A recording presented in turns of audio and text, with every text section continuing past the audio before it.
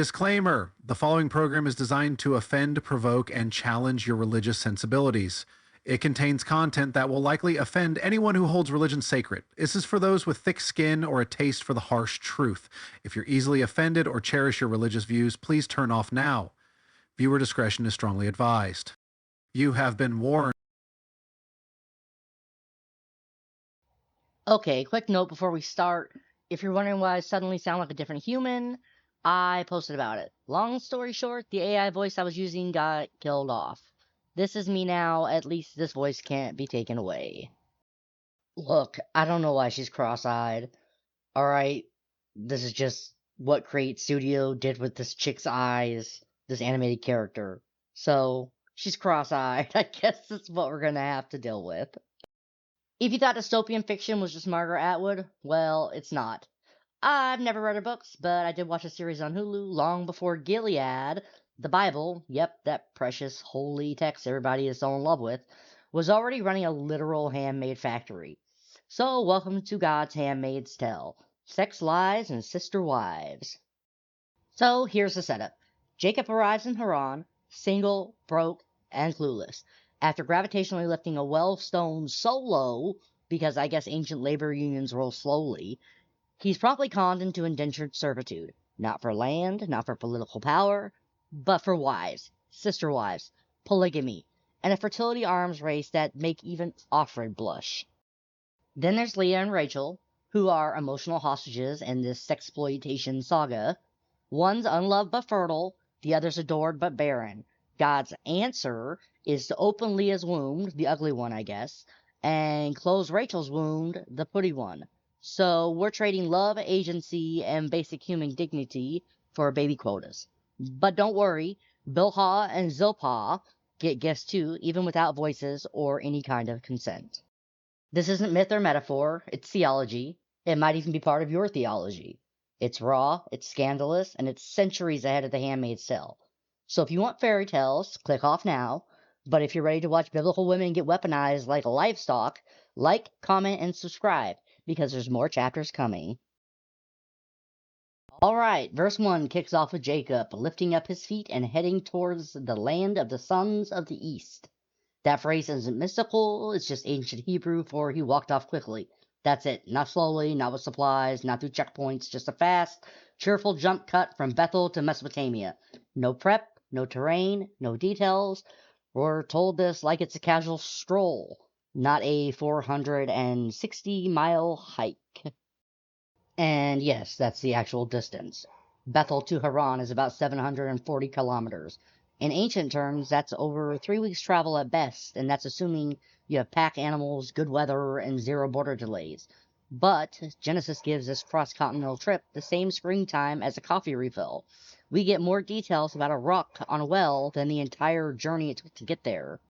Okay, so Jacob arrives and sees a well. Not a city, not a house, not a signpost, just a well in the middle of nowhere, with sheep already there and shepherds already waiting, and a custom that says they can't roll the stone away until everyone's gathered. It's a communal lid meant to keep out sand, thieves, and thirsty freeloaders. And verse 3 says plainly, they have rolled the stone. Plural, they. The shepherds move it together. The implication here is obvious. The stone is heavy. Ancient Near Eastern wells were covered this way on purpose. They were too large for one person to move alone, especially not some traveler who just showed up out of nowhere. Shocking, I know, we have a contradiction. In verse 10, when we get there, Jacob sees Rachel and immediately rolls the stone away by himself. No help, no questions.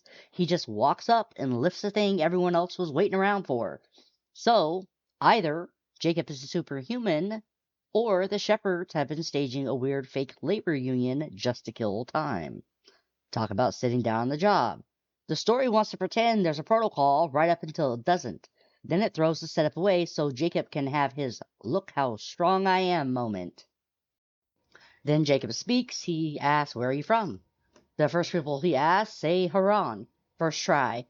Then he name drops Laban, and they say, yeah, we know him. So he found the correct town and the correct relatives on the first try. And that line, Laban, son of Nahor, is technically wrong. According to Genesis 24, Laban is the son of Bethuel, who is the son of Nahor.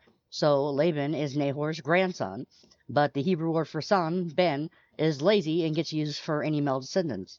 So this isn't a contradiction, it's just imprecise, like everything else in this scene. And if you feel like you're reading the same garbage over and over again, well, it's because you are. This is a recycled betrothal at the well template. Abraham's servant met Rebekah at the well. Moses met Zipporah at the well. Now Jacob meets Rachel. The characters change, the settings just keep repeating. The logic doesn't matter, the stone doesn't matter. What matters is the man arrives, the woman appears, marriage to cousin unlocked. So, in case you didn't quite understand all of that, Jacob traveled hundreds of miles alone, with no map or directions, through a region full of towns and borders, and walked straight to a random well, where people from the exact town he's looking for just so happened to be waiting. And they just so happen to know the exact man he's trying to find. While sitting beside a sealed up well they claim takes multiple men to open, until Jacob does it solo in verse 10. It's just ridiculously fake and made up. Alright, verse 6. Jacob asks if Laban's doing well. The shepherds say yes, and then immediately point out that Rachel is on her way. With sheep, no delay, no detours. Jacob arrives in a foreign land, and within one conversation is told that not only is his uncle alive and local, but the exact woman he's meant to marry is walking straight towards him. Because of course she is. The story's not interested in realism, it's here to keep the romance on schedule. Verse 7. Then Jacob, who has done nothing but talk, starts giving orders. He said to still early, water your sheep and call it a day. Yes, really. A complete outsider shows up and tells the local workers to pack it up and go home. And no, he's not trying to improve efficiency. He's trying to clear the scene before Rachel shows up. Kel, Pulpit, and every other defender of this story tip their hats to it. Jacob's trying to engineer a solo moment, and he's not exactly subtle about it. Verse 8. The shepherds, to their credit, push back. They can't water the sheep yet, they say. Not won't, they can't. They wait until everyone arrives and then roll away the stone together. That's the protocol. It's communal, it's fair, and it usually happens at the end of the day after grazing. Bedouin flocks still operate this way, converging on shared wells at dusk. So Jacob's "it's still high day" comment isn't just tone deaf, it's completely off rhythm. The guy just got here and already assumes they're doing everything wrong. Alright, in verse 9, Rachel arrives, and the text tells us that she's a shepherdess because she has to be. The scene requires a woman arriving with a flock, so Rachel becomes the one doing the work. But this isn't normal. Rachel is one of the only women the Bible flat out calls a shepherdess. Zipporah and her sisters in Exodus 2 clearly herd too. They water the flocks and get harassed at the well, but the text never labels them with the feminine noun shepherds. And in Song of Songs 1:8, a woman is told to pasture goats. But again, no title is given. So while women herders aren't unheard of, they're rare enough that Rachel stands out. She's not the rule, she's the exception written in for dramatic effect. Verse 10, and here's the moment the story throws out all its own rules. Jacob sees Rachel and walks straight up to the well, moves the stone by himself, and waters her flock. No asking, no teamwork, no waiting, just picks up where the entire village usually coordinates and does it solo. 2 verses earlier, we were told this job takes a group. Commentaries even say the stone was deliberately heavy, to keep out debris, thieves, and stray animals, and too much for any boy or woman to move. But Jacob, fresh off the road, casually flips it like he's been lifting with angels all week. And somehow the other shepherds just let it happen. If this is Laban's well, and Ellicott and others suggest it might be, then these guys are probably on Laban's payroll. So a stranger shows up, touches the well, ignores procedure, and waters the boss's animals, and no one lifts a finger to stop him. Either they're the most unbothered employees in the ancient world, or the story doesn't expect you to take any of this seriously. Alright, so far, Jacob has not introduced himself, he hasn't said who he is. Rachel just showed up with some sheep, watched a guy she's never met hoist a boulder, and now bam! He kisses her and bursts into tears. No preamble, no names exchanged, just full emotional collapse on the first woman he sees. And this isn't a quick, hi, nice to meet you cheek peck. This is a grab and weep on impact in public at the town well. Rabbis later scrambled to explain the breakdown by saying he's sobbing because Esau's goon robbed him of everything, or he's having a prophetic panic attack because Rachel will die young. Whatever. Rachel's first impression is a stranger's wet face and the sudden need for pepper spray. Only after the kiss and cry does Jacob blurt out, "Oh, by the way, I'm your cousin," which is really smooth.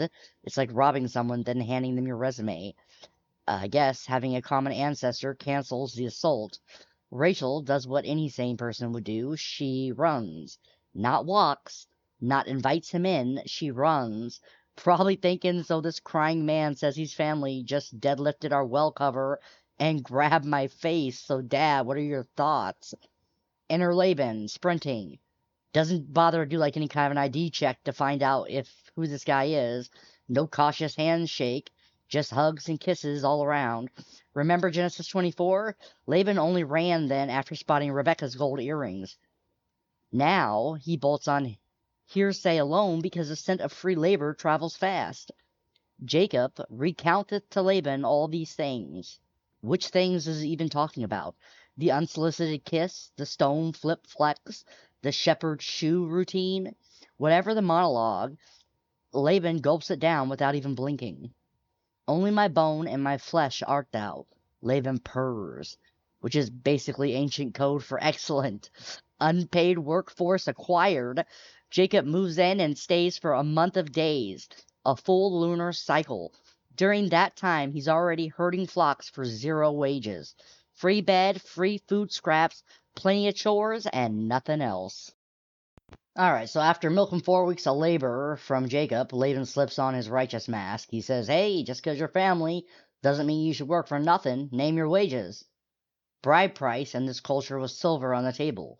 Jacob's pockets are empty, so he'll cough up 7 years of sweat instead. And this is Laban, the upcoming daughter swapper.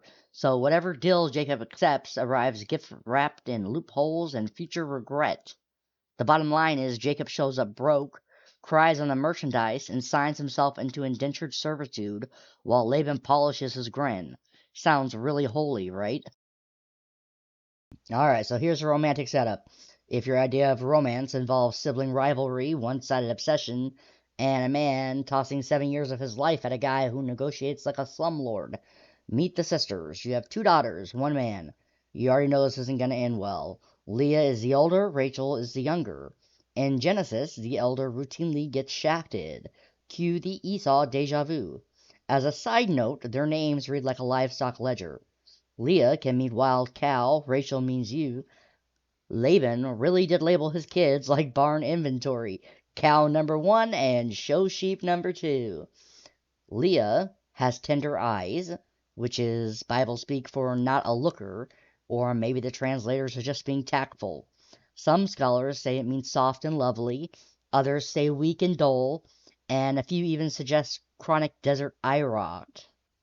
Trachoma. Pick your poison. Doe eyes or sandblasted sockets. Either way, Rachel gets the full beauty package. Fair of form and fair of appearance. Ancient Hebrew for hot from every angle. Basically, the setup is woman A is technically eligible. Woman B is poster girl material. Place your bet on who Jacob wants. Let me know down in the comments. There's kind of a poetic twist to this, if you think about it. Jacob once tricked Isaac's weak eyes, remember? In one of the previous chapters. Now, weak eyes comes down the aisle to trick him. Karma's got a sense of humor, I guess. Surprise! Jacob's obsessed with Rachel. Maybe her face, maybe her camel watering etiquette, who knows. He offers 7 years of manual labor. Bronze Age accountants pegged that as roughly 120 to 140 shekels, more than double the Torah's later 50 shekel bride price cap from Deuteronomy 22:29.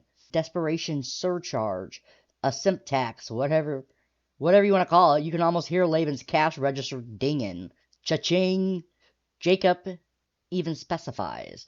He says Rachel, thy younger daughter, as if he already smells a scam coming. He's right, yet he still falls for it anyway. Economists would call that a 100% markup. Jacob calls it a bargain. Laban oozes non-committal sleaze. He says, better I give her to you than to another man. Notice he never says Rachel, just her. I've underlined it. That vague pronoun is a loophole wide enough to march Leah through wearing a veil. Such enthusiasm. That's a paternal blessing every bride dreams of. When a landlord leaves a daughter's name blank on the lease, check the fine print.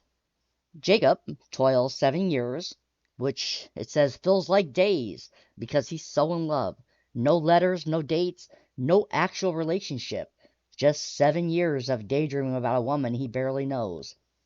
Let's call it devotion instead of obsession. Meanwhile, Laban sharpens the bait and switch knives, and Leah practices walking in low light. Jacob's too busy simping to notice. Leah's got ambiguous eyes, Rachel's got the looks, Jacob's got 7 years of unpaid sweat, and Laban's got loopholes. Disaster loading in 3, 2, 1. All right, the gloves are off. 7 years are up. This is where Laban stops being the shady uncle and graduates to a full-time con artist, turning Jacob into the village fool, which he is. The 7 years are up, and Jacob barges in like a man who's been ticking off the minutes for 2,555 straight days. He says, give up my wife, I go in unto her. Basically, ceremony, hand over my sex prize. As a side note, Jacob says his time is fulfilled. This is the same Hebrew verb Isaac used when he told Esau to hustle the stew so he could dole out the blessing. Jacob once fast-tracked a ceremony to rip off a firstborn. Tonight, somebody else fast-tracks a ceremony to rip off his bride.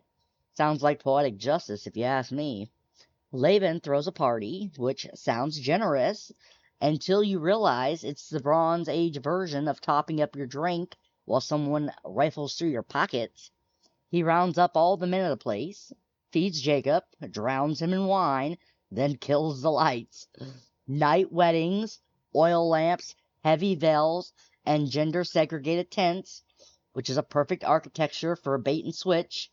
There's even a modern Jewish custom, Vatican, where the groom lifts the veil precisely so he doesn't pull a Jacob. Lessons learned, I guess. Here it comes, the most awkward walk of shame in the Torah in verse 23. Laban slips Leah into the honeymoon tent, and Jacob can't tell he's with the wrong woman. This isn't a packed nightclub, it's his wedding night. Either Leah nailed an Oscar-level impersonation, or Jacob was so tunnel-visioned on finally getting some that he couldn't spot the difference after 7 years of daily proximity. Pitch black tent, free wine, bride wrapped like a shipping crate, you do the math. And the narrator here uses the verb for deceive, the exact one used for Jacob's goatskin stunt with Isaac. The trickster who said, I'm Esau, your firstborn, wakes up next to the literal firstborn. Punchline delivered. Enter Zilpah, dowry protocol, toss in a maidservant, one more womb for the coming baby arms race. Congrats, here's your mystery bride and a backup uterus. Nobody in this clan escapes broodmare duty, I guess. Sunrise, record scratch. Hello, he says, it's Leah. Jacob charges out like a gamer who ordered an Xbox and unboxed socks. What is this? I worked for Rachel. Why did you trick me? Gee, Jacob. Deceived by a relative using sibling swaps and disguises. Truly shocking. Totally poetic justice. Isaac would be proud. Younger for older, older for younger. The karmic boomerang just slammed shut right in his face. Verse 26, Laban doesn't apologize. He just shrugs like, hey, look, around here we never get the younger before the firstborn. A sacred local custom so vital he forgot to mention it for the last 7 years.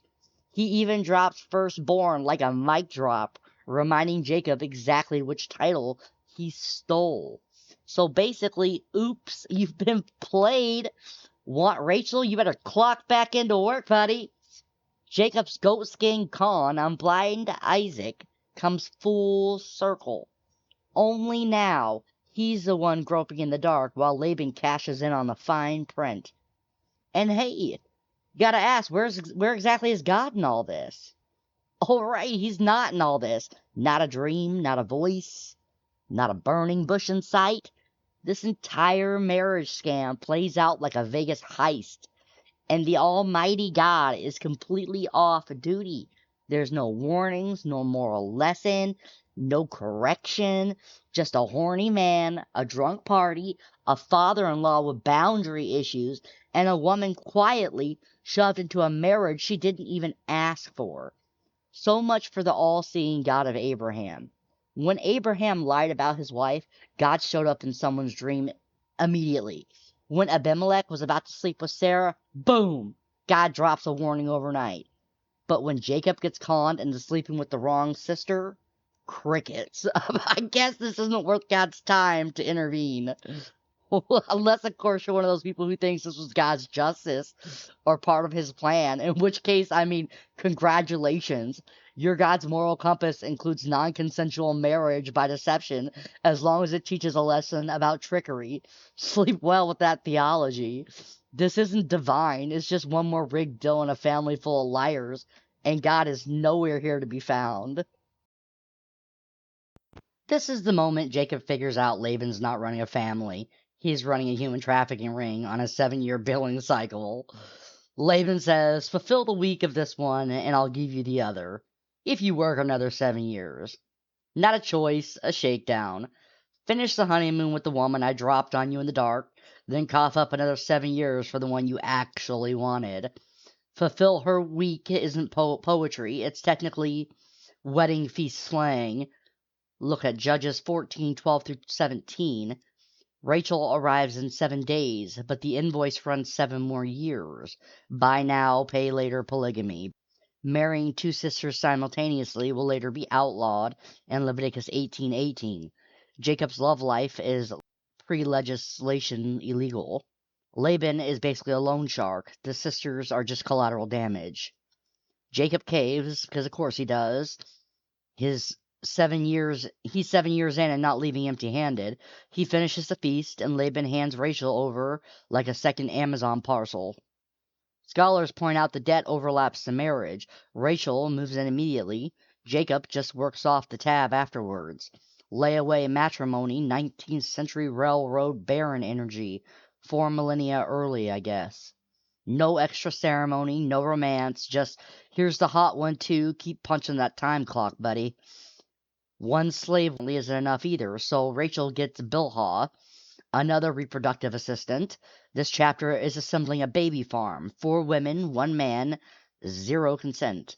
Bilhah is listed with the warmth of a livestock transfer. No voice, no agency, just given. In this family, you aren't married, you're assigned. Jacob finally sleeps with Rachel, and shock, loves her more than Leah. The wife he toiled 14 years for edges out the one he got via trick lighting. I love all my wives equally. Just kidding. And note the phrasing here. He goeth in also unto Rachel. Women as excess points. The paragraph ends with Jacob signing up for 7 more years of hurting to pay for a marriage he already has. Sacred covenant, try retroactive indentured servitude. And nobody asks Leah how she feels.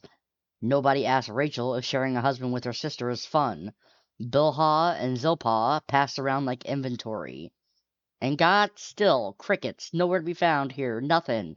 No blessing, no condemnation, no comfort, just silence while Laban flips daughters into womb for hire pyramid schemes. Later theologians will wave it off as God's plan, because I guess heaven needs a dysfunctional polygamous love quadrangle to launch a chosen nation.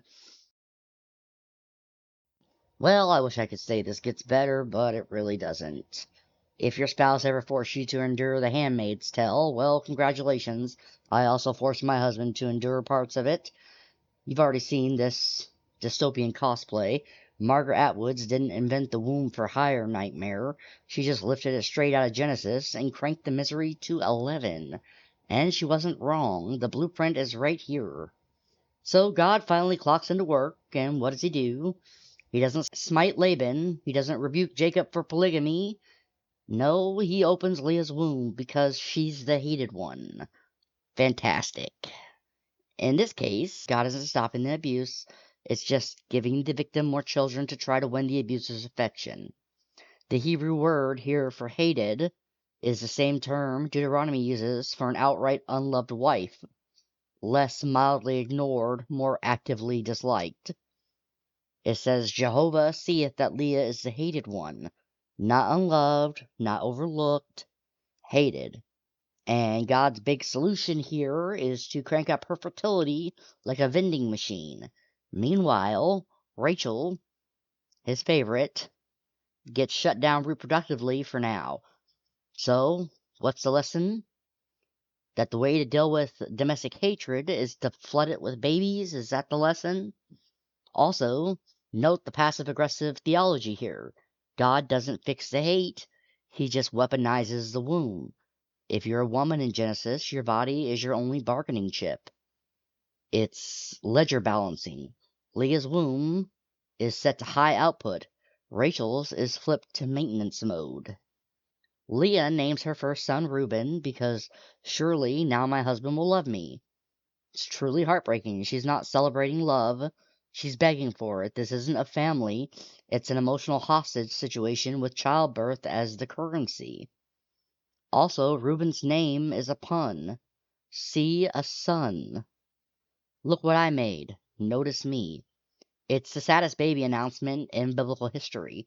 Even the Hebrew phonetic screams, pay attention. Baby number 2, and nothing changes.